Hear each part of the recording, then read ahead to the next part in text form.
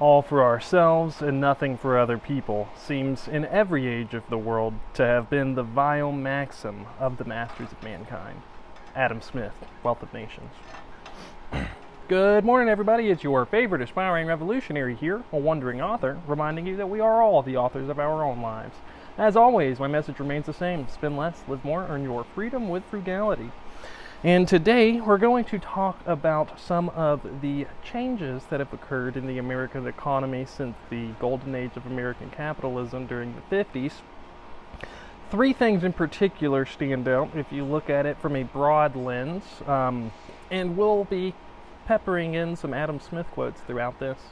The three big changes is 1, financialization, 2, outsourcing, and 3, increased worker insecurity. So let's just start with financializing. So financialization is literally just like the shift of the American economy away from manufacturing to financial services, insurance products, debt of any kind, basically.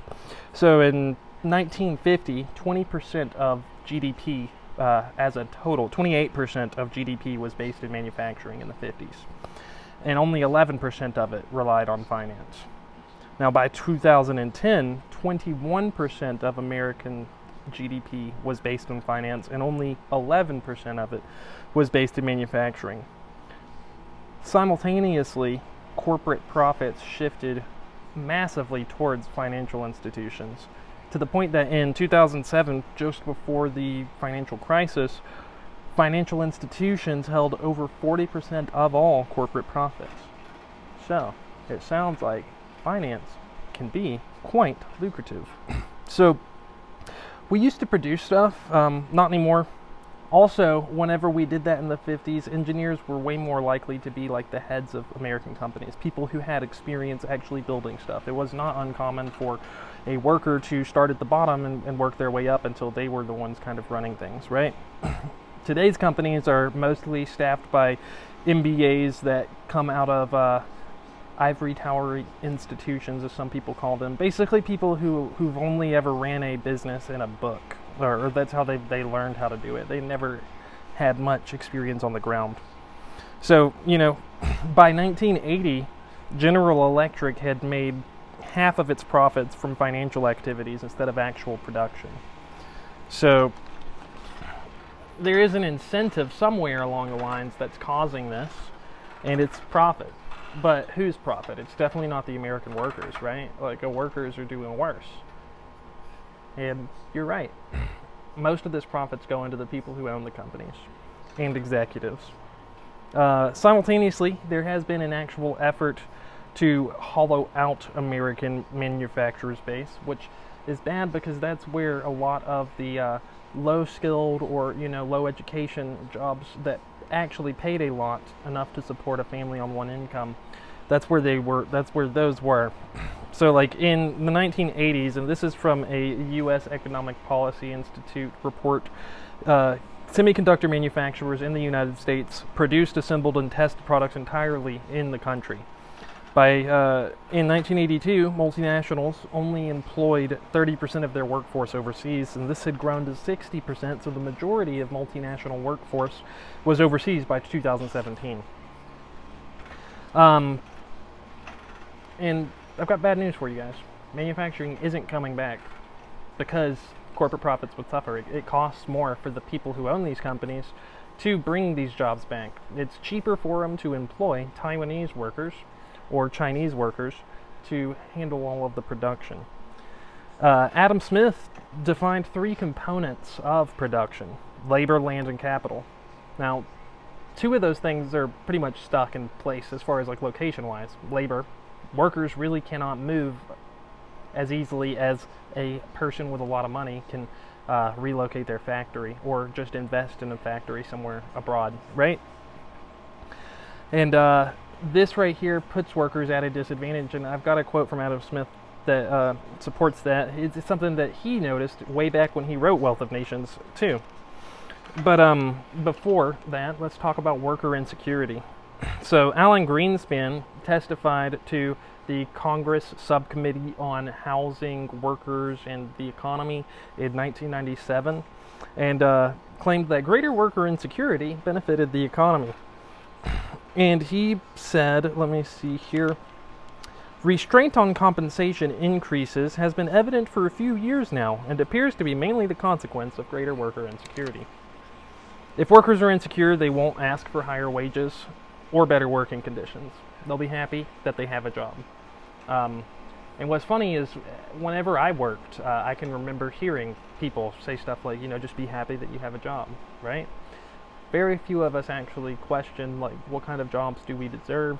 And if we do, it's not about, like, let's lift up an entire industry of people here. It's more like, get a better job, right? But most jobs that I've seen, in general, are not that great. So,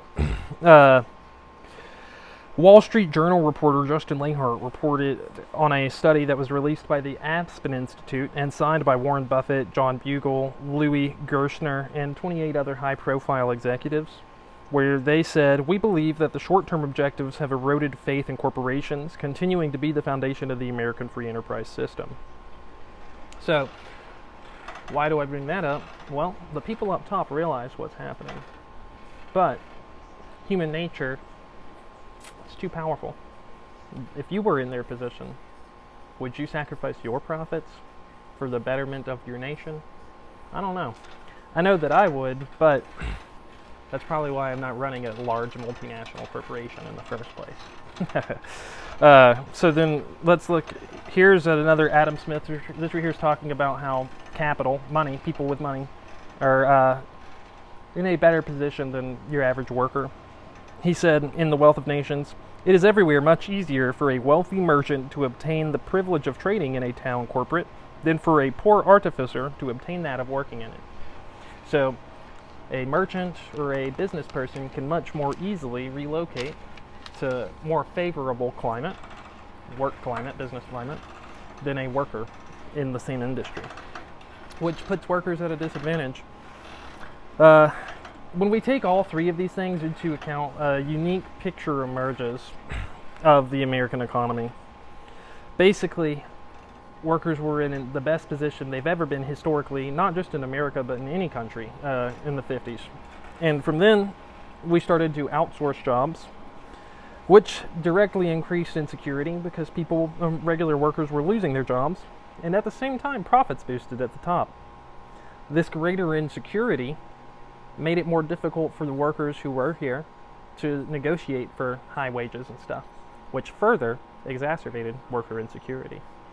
Also, this force pushing down on wages further benefited the owners, or what Adam Smith calls the masters of mankind, like I mentioned in that first quote at the start of the video.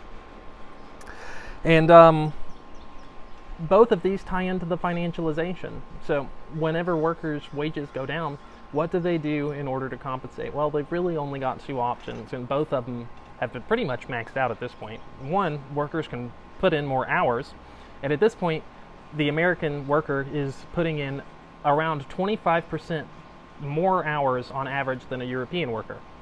Now, I'm not saying the Europeans are in a perfect society by any means, but it's pretty clear that Americans are grinding much more than they are over there. Americans work to live while Europeans live to work, right? And then two, we can borrow. Financialization, baby. So if you can't afford it all right now, buy it on payments, right? Yeah, and that even better. That's even better for the people up top, because one, they get to take the workers' future wages, and two, a financially burdened employee is far less likely to demand a raise. They're just going to be happy that they can keep making their minimum monthly payments. So that's kind of all I've got for you guys today. I've got two more quotes from Adam Smith that we can close out with. So in book 1 of chapter 6, he says, as soon as the land of any country has all become private property, the landlords, like all other men, love to reap where they never sowed, and demand a rent even for its natural produce. So, Adam Smith is like the poster boy of capitalism, and I actually did not really know what he wrote in Wealth of Nations, but from what I've been reading, he sees a lot of the same issues that we've got around today, and it reads to me more like he's more just about freedom of trade and stuff, but he doesn't like the inequality of power that workers and capitalists, or like the owners of business and stuff, have over their workers. And in book 1, chapter 8, he also says, and I love this, I think it's a great quote to close things out on: "No society can surely be flourishing and happy of which the greater part of the members are poor and miserable." Yeah, that seems pretty self-evident, right? So, my question for any of you corporate raiders out there, why aren't you raising your workers' wages? Do you want to have a flourishing society? Because Adam Smith says that having a miserable and poor population is going to make that difficult. So, I've got the map of the United States. I need to figure out how to hang that up somewhere so we can start planning our trip, which should begin sometime next week. I've been getting a ton of, I've written like 5,000 words of paid content already today. Fortunately, we've still got some time.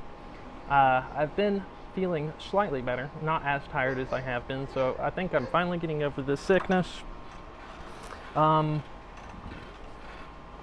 Yeah, I am still not quite sure. Yeah, we'll just leave it at that. Not 100% sure. About what in particular? I don't know. Anyways, it's your favorite aspiring revolutionary here, a wandering author, reminding you that we are all the authors of our own lives. As always, my message remains the same: spend less, live more, earn your freedom with frugality. What are you guys doing in order to inspire, uplift, and empower your community today? Because this world isn't changing unless we all do our part. You can count on me to do mine daily. Till next time, I love y'all.